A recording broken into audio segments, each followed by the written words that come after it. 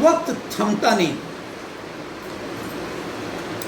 परिस्थितियां कोई भी हो, चंद्रमा और सूरज गतिमान है तो वक्त भी गतिमान है। राजा शांतनु का विवाह अनिंद्य सुंदरी सत्यवती योजनगंधा से हो गया था। अब उसके ही संग वो जीवन यापन कर रहे थे और कालांतर में उन्हें 2 बालक उत्पन्न हुए। नाम था उनका चित्रांगद और विचित्रवीर। चित्रांगद और विचित्रवीर। एक बालक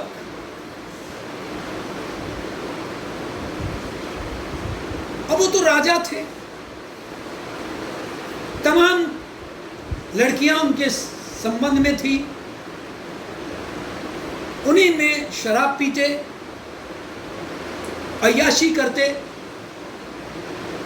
वो 6 रोग से पीड़ित हो गए। 6 रोग, टीबी, ट्यूबरकुलोसिस। कालांतर में मर गए। अब एक ही संतान, और देवव्रत को तो विवाह करना नहीं था। खतरा यह हो गया कि अगर दूसरे संतान का विवाह न करें तो संतान ही नहीं होगा। काशी नरेश थे, उनका और इनके राजकुल से एक कुछ विरोध था। लिहाजा काशी नरेश ने, उनके पास 3 कन्याएं थी,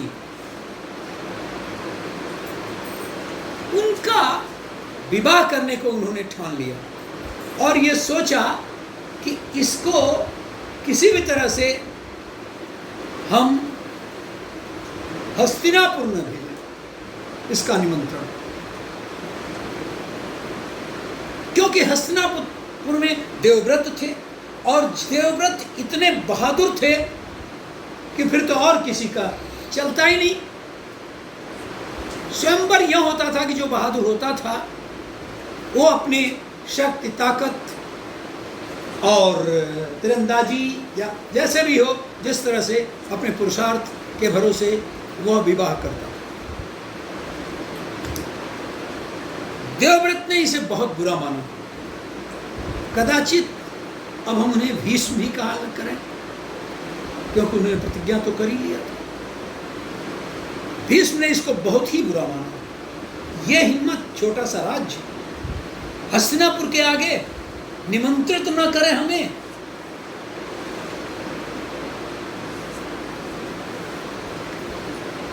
ये अपने कुछ सैनिकों के द्वारा रथ पर बैठे और पहुंच गए काशी नरेश के पास। हड़कंप मच गया कि देवव्रत आए हुए हैं। फिर क्या था इनके आगे तमाम राजाओं की, और उन्होंने उन तीनों कन्याओं को बैठा लिया अपने रथ पर और चल दिए हस्तिनापुर। गलत था ये। तीनों लड़कियों का नाम था अंबा, अंबिका, अंबालिका। जब अंबा, अंबिका, अंबालिका जब रथ से उतरी हस्तिनापुर में, बधाइयां आने लगी, स्वागत में बंधनवार सज गए थे, तो अंबा ने कहा कि क्या आप मुझसे विवाह करेंगे? तुम जानती हो कि मैंने भीष्म प्रतिज्ञा ले लिया है और मैं विवाह नहीं करूंगा, फिर क्यों पूछती हो? तो फिर क्यों हमको लाए?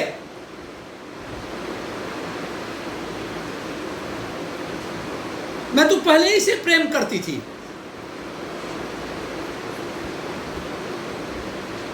बड़ा क्षोभ हुआ। ये तो अत्याचार हो गया, बहुत गलत हो गया। रथ पर भेज दिए उसको और कह दिए जाओ तुम। गई वो, लेकिन वह राजा प्रेमी जो था उसने मना कर दिया।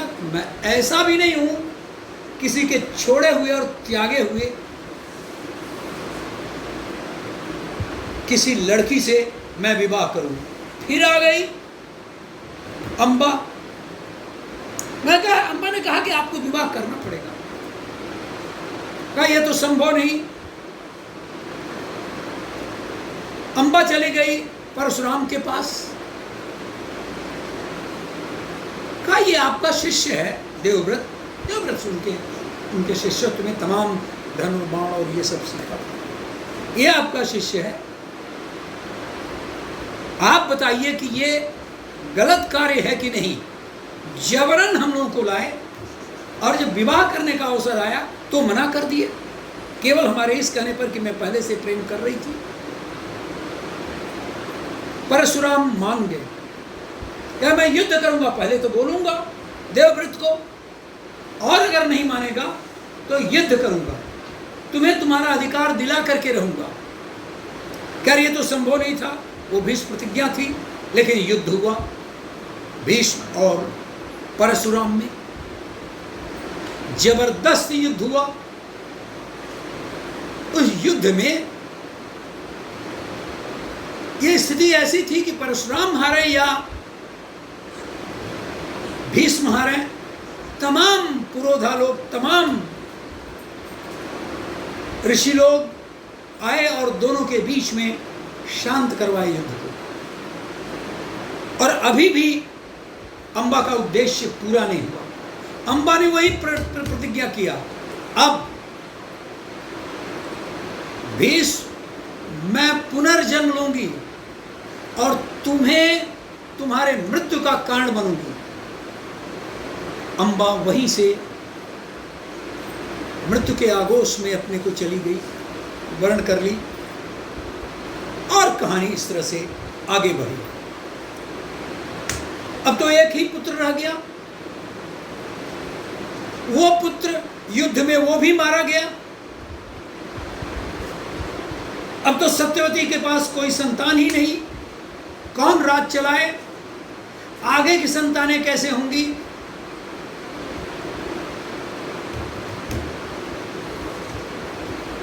उधर अपने घर में अंबिका और अंबालिका दो बहुएं थी, युवा थी, लेकिन अफसोस कि भीष्म नहीं विवाह कर सकते। बहुत कहा सत्यवती ने आप विवाह करो। उन्होंने कहा माते मैं इस तरह के प्रतिज्ञा कर चुका हूं और मेरे से संभव नहीं।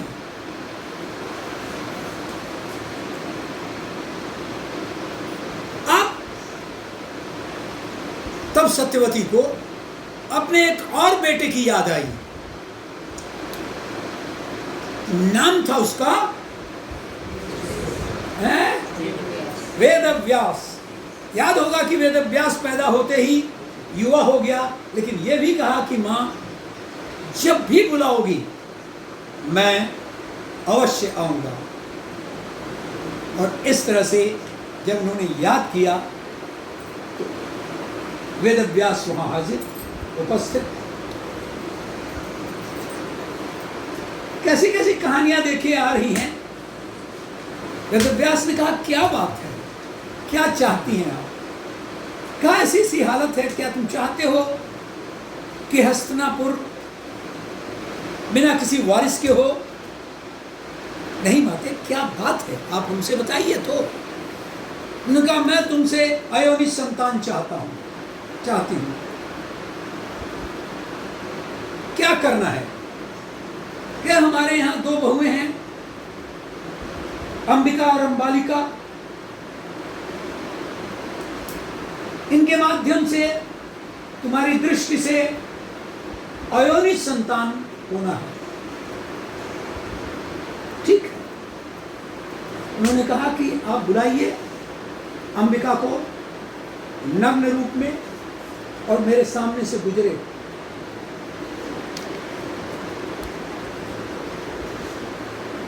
तैयार हुई, लेकिन कल्पना करिए कि एक राजमहल की रानी अंबिका और एक ऐसे विभत्स काले कलूटे व्यक्ति के सामने से निकलना, और वो भी बहुत ही दिव्य व्यक्तित्व की। निकली तो, लेकिन आंखें मूंद ली। नहीं इस शर्म को रख सकी, सामने निकली, आंखें मुदी हुई, और हुआ तो इसको संतान आयोनिज, लेकिन हुआ धृतराष्ट्र, दोनों आंखों से अंधा।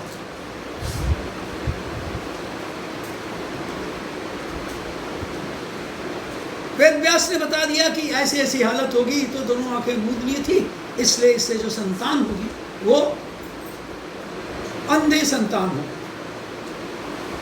अच्छा ठीक है, हम दूसरे अपने बहू अपनी रानी को बुलाते हैं। अभी भी अंबालिका थी, अंबालिका को समझा दी कि देखो तुम्हारी तो बड़ी बहन बड़ी दीदी बिहार से निकली और उसके बाद अपनी आंखें मूंद ली, और उधर ऋषिवर कह रहे हैं कि उससे पुत्र जो होगा वो अंधा होगा, तो तुम ऐसा मत करना। समझ ली अंबालिका और बाहर निकलने की बात पूरे मन में तैयारी कर ली, बाहर निकलने लगी, किंतु कांप उठी, पीली हो गई वो, उसका शरीर पीला हो गया डर के मारे। आंख तो नहीं बंद की, लेकिन शरीर पीला हो गया। वेदव्यास फिर थक गए, उन्होंने कहा माते अभी भी गड़बड़ ही होगा, अब जो संतान होगा वो पीला होगा, पीलिया होगा, उसे हमेशा रहेगा, सामान्य संतान नहीं होगा। कल्पना करिए कि माँ एक संतान के लिए भूखी है, अपने दोनों बहुओं को ले आई है, लेकिन दोनों बहु, उन्होंने कहा क्या करें? क्या अच्छा ठीक है, वो दासी को बुलाओ। राजघराने में दासी थी, उसे जा करके इन्होंने कहा कि देखो ऐसी ऐसी बात है, एक ने आंख मूंद लिया, एक ने एक पीली पड़ गई, एक को संतान होगी अंधी, दूसरे की संतान होगी पीली, तुम ये दोनों से बचना और निर्भीक होकर के, नग्न होकर के उनके सामने से, जो ऋषि हैं उनके सामने से गुजरना। पर ठीक माता जी, और निस्संदेह वो निर्भीकता पूर्वक वो जो दासी थी उनके सामने से गुजरी, कोई दोष नहीं, और उससे जो संतान हुआ वो स्वस्थ हुआ, और वही संतान कहलाया विदुर। वो संतान का नाम हुआ विदुर। याद रखिए कि विदुर, धृतराष्ट्र और पांडु ये सभी भाई थे। बात केवल ये थी कि वो राजघराने की बहुएं थी और ये दासी थी, इस कारण से विदुर कभी राजा नहीं बन सकते थे। और इन दोनों में बड़े थे धृतराष्ट्र और छोटे थे पांडु। जब बात सिंहासन की आई तो धृतराष्ट्र ने कहा कि पांडु, कैसे मैं इस राजकाज को करूंगा? ऐसा हो कि तुम राजा बन जाओ। और उनके अनुरोध पर पांडु राजा बन गए, और धृतराष्ट्र उनसे भी ऊपर, लेकिन जो ये सम्मत लेते थे, जो उनसे राय लेते थे, उस राय को पहले वो एक प्रकार से वह स्टैंप किंग थे, बिना उनके स्टैंप के ये काम नहीं कर सकते थे। और पांडु एक एक्टिव डायरेक्टर या एक्टिव सेक्रेटरी थे, लेकिन राजा यही थे। राजा तो वही थे, लेकिन राजकाज यही संभाले थे। आगे की कथा बाद में।